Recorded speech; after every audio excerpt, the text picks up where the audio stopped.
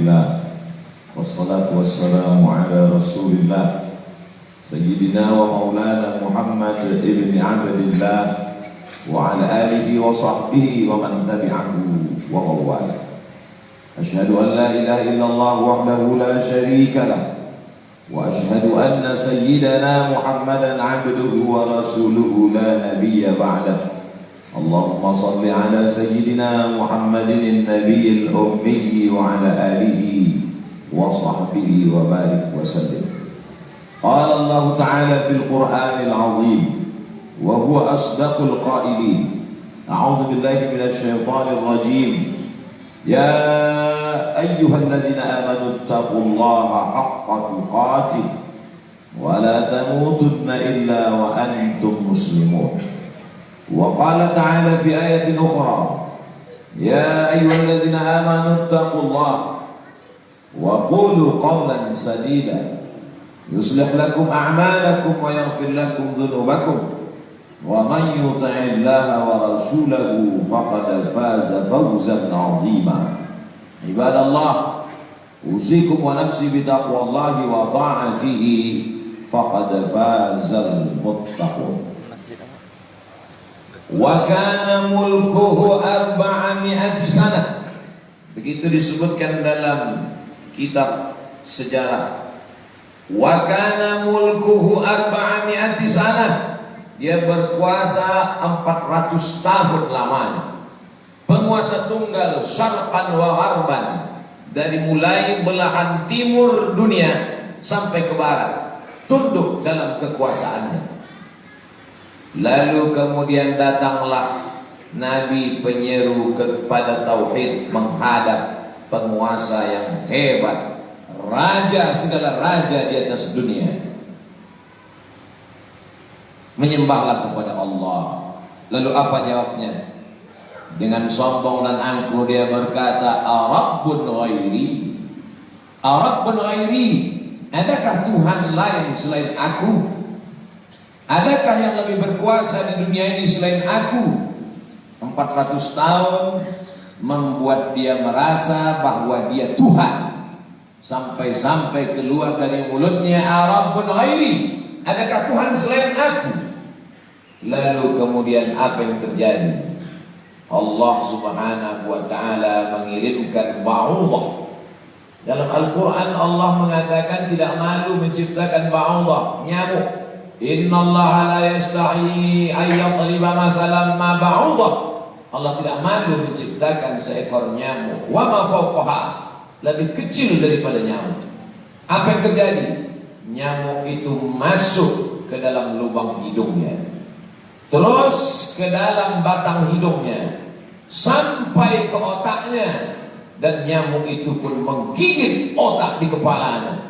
Lalu kemudian dia mengambil martel, memukul-mukul kepalanya, sampai orang-orang di sekelilingnya menyangka dia gila, sampai dia habis usaha, makin sakit, tak dapat dirasakan, tak dapat diceritakan, tak dapat diungkapkan bagaimana rasanya, dan akhirnya dia pun mati. Dicatat dalam sejarah, dia bernama Namrus.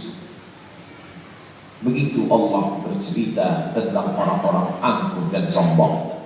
Dia tidak mati disambar petir, dia tidak mati ditimpa batu besar, dia tidak mati karena sesuatu yang hebat, tapi dia mati karena makhluk yang hina, yang kita pun dapat membunuhnya dalam satu kali tepukan. Berpuluh nyawa nyamuk akan mati.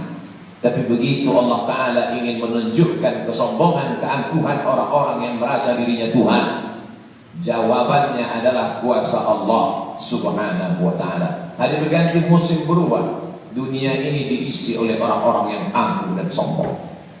Selesaikah dunia dengan matinya Namrus? Tidak. Lahir lagi generasi yang lebih canggih daripada Namrus, lebih kejam daripada Namrus.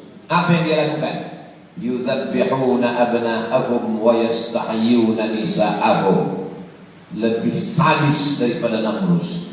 Anak laki-laki disembelih hidup-hidup, anak perempuan dibiarkan karena tidak melawan. Anak laki-laki yang dia nampak dalam mimpinya akan menari mahkota kekuasaannya. Anak perempuan dibiarkan melahirkan. Sampai pada akhirnya ketika dia berkata dengan lantang, kalimat berbeda, substansi makna yang sama. Ana rabbukumul a'la. Ana, aku, rabbukum, Tuhan kamu, a'la, yang paling tinggi. Ternyata kekuasaan boleh bisa merubah makhluk merasa menjadi khalik. Orang kalau sudah terlalu lama berkuasa, melihat manusia tertunduk-tunduk ketakutan, maka merubah dalam dirinya, berkata, kaulah yang paling berkuasa, engkau adalah Tuhan. Itu pernah terjadi pada Namrus dan menular kepada Farao. Al-Quran menyebut dia Fir'aun. Ana, aku, Rabbukumul a'la, Tuhan kamu yang paling tinggi. Bagaimana cara Allah mematikan Fir'aun? Diceritakan dalam Al-Quran. Falamma adrakahul gharaq, ketika dia tenggelam di tengah laut merah, masuk air itu ke dalam tenggorokannya dan masuk ke dalam lehernya, terus ke dalam dan masuk ke dalam paru-parunya. Sebodoh-bodoh anak kecil tidak akan ada air masuk ke dalam paru-parunya. Anak kecil yang belajar minum, kalau sampai air masuk ke dalam saluran nafasnya, dia pasti akan tersedak. Tersedak adalah kuasa Allah. Kenapa? Karena ada saluran nafas, ada saluran minum. Udara tidak akan mungkin diisi air, karena kalau sampai air masuk ke saluran udara, maka hancurlah paru-paru. Allah ciptakan satu kuasa bernama tersedak. Tersedak adalah kuasa yang paling ringan. Anak kecil yang tak ada daya upaya pun pasti akan tersedak. Tapi Allah ingin menunjukkan kepada Fir'aun, jangankan untuk menggenggam dunia, jangankan untuk membunuh Musa, jangankan untuk mengejar Bani Israel, untuk tersedak pun kau tak kuasa, wahai Fir'aun. Apa yang terjadi? Fir'aun mati. Kenapa Allah mematikan Fir'aun dengan air? Kenapa tidak dengan batu? Kenapa tidak dengan petir yang menggelegar? Mengapa dengan air?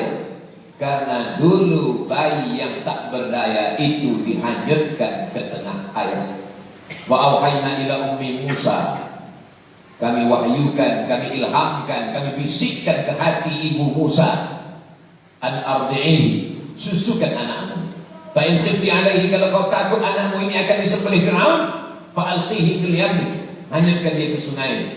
La takhafi, jangan kau takut, wala tahzani, jangan kau sedih, inna radduhu ilaiki, kami akan mengembalikannya kepada engkau sesuai dengan cerita yang kami kehendaki. Wa ja'iluhu minal mursalin, dan kami akan menjadikan dia salah satu daripada rasul yang kami pilih.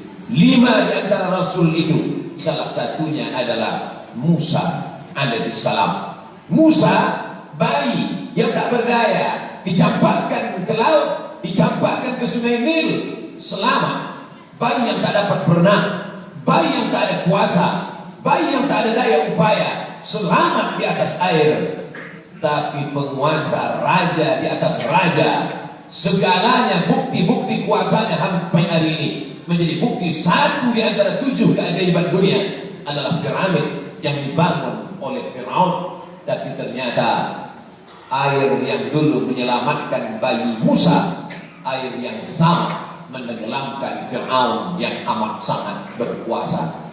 Sekali lagi Allah ingin bercerita kepada manusia bahwa mudah bagi Allah melenyapkan makhluk-makhluk yang sombong, yang merasa diri gagah perkasa, manusia yang terkena penyakit amnesia, terlupa bahwa dia hanyalah makhluk, paru-parunya ciptaan Allah, udaranya titipan Allah, hembusan nafasnya dan tarikannya semua atas kuasa Allah. Mestinya dia berkata, la haula wa la quwata illa billah. Berakhir episode Fir'aun. Selesaikah dunia? Tidak. Muncul lagi mereka yang sombong-sombong. Macam-macam nama sejarah mencatat. Abu Lahab dengan bangganya berkata, sebelum Abu Lahab datang lagi seorang pria perkasa dengan tentara bergajahnya bernama Abraha. Dia ingin memindahkan Ka'bah karena baginya bisnis di Makkah harus dialihkan. Nun jauh di Yaman berseberangan dengan Laut Merah menyeberang ke Afrika. Maka ini Ka'bah harus dihancurkan. Dia bawa pasukan bala tentara sampai akhirnya pasukan gajah tidak ingin bergerak. Gajah makhluk Allah, binatang, tahu mengenal Allah Subhanahu wa taala. Dia paksa gajah itu berdiri dengan pawang-pawangnya. Akhirnya gajah itu berjalan karena amat sangat terpaksa dan di bawah tekanan. Sampai akhirnya apa yang terjadi? Datang Abdul Muttalib membawa kunci Ka'bah. Dia serahkan kepada Allah. Dia katakan di depan pintu Ka'bah, inna lihadzal baiti rabban yahmi. Sesungguhnya Ka'bah ini ada Rabb, ada Allah yang menjaga dan memeliharanya. Bukan aku yang menjaganya, kuserahkan kepada penjaganya. Inna lihadzal baiti rabban yahmi. Sesungguhnya Ka'bah ini ada penjaganya, kuserahkan dia kepada engkau ya Allah. Apa yang terjadi?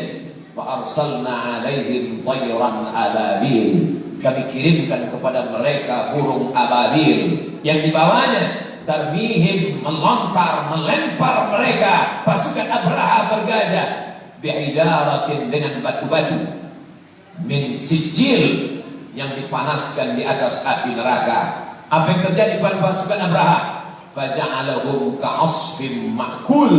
Mereka seperti daun-daun yang dimakan ulat. Tahun peristiwa itu terjadi disebut dengan Amul Fil, tahun gajah, tahun kelahiran Sayyidina wa Maulana Muhammad sallallahu alaihi wasallam. Hanya berganti musim berubah, isi dunia sebenarnya itu saja, namanya berbeda, tapi sebenarnya makhluknya itu saja. Dia pernah bernama Namrus, dia pernah bernama Fir'aun, dia pernah bernama Abraha. Selesaikah dunia? Belum. Dunia terus berlanjut, melahirkan makhluk-makhluk.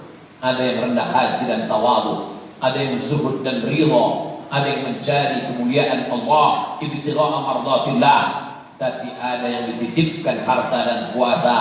Pertama dia merasa dia punya, lama-lama dia merasa alam semesta pun bersimpuh sujud di kakinya, karena dia lihat tidak lagi ada orang yang berani mendongakkan kepala, tidak lagi ada yang berkuasa, tidak ada lagi yang berani bersuara keras, lantang, semuanya ketakutan. Sampai akhirnya dia berkata dalam hati, aku adalah penguasa jagat raya. Kemana mereka semua? Mati. Ketika penguasa-penguasa dunia modern dengan kecanggihan teknologi berkata, kami bisa menangkal gempa sebagaimana apapun kuatnya bisa kami atasi. Ternyata begitu ujian Allah itu datang, bangunan yang mereka bangun porak-poranda, hancur berkeping.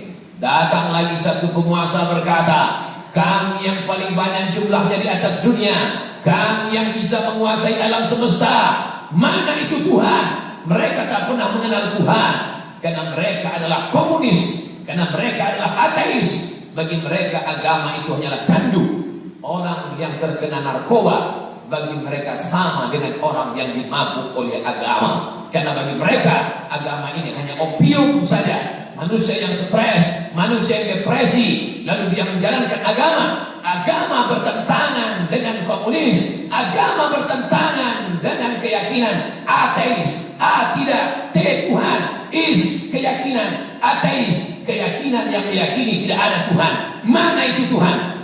Tidakkah kita melihat ucapan mereka sama seperti ucapan Fir'aun? Yang keluar dari mulut mereka sama seperti yang keluar dari mulut Namrus. Mana kuasa Allah? Allah mengirimkan bakteri-bakteri kecil, kuasa itu pun roboh, hancur, berkeping. Barakallahu li wa lakum fil Qur'anil 'azim wa nafa'ani wa iyyakum bima fihi minal ayati wa dzikril hakim wa taqabbala minni wa minkum tilawatan innahu huwal ghafurur rahim.